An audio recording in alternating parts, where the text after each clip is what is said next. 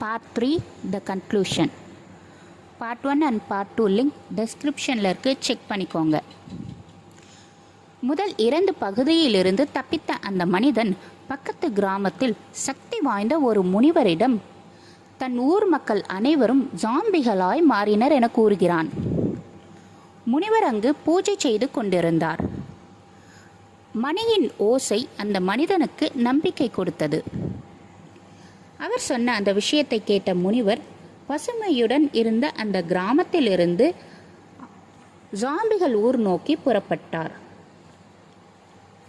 ஜாம்பிகளால் நிரம்பி இருந்த கிராமத்தை கண்டார்.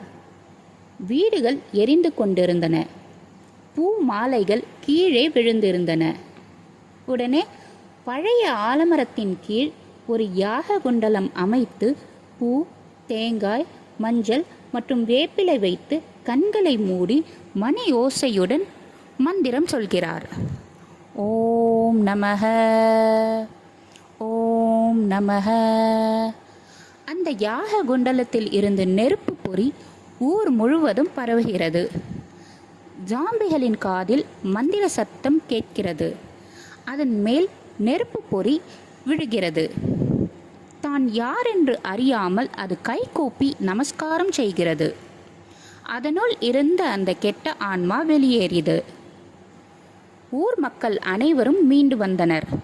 மகிழ்ச்சியுடன் குடும்பங்களுடன் கொண்டாடுகிறார்கள்.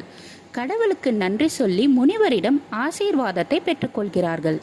மீண்டும் அந்த கிராமம் பசுமையுடன் மாறியது. மக்கள் திண்ணையில் அமர்ந்து மகிழ்ச்சியுடன் பொழுதை கழித்தனர். நன்றி. லைக் பண்ணிக்கோங்க, சப்ஸ்கிரைப் பண்ணிக்கோங்க. தேங்க்யூ.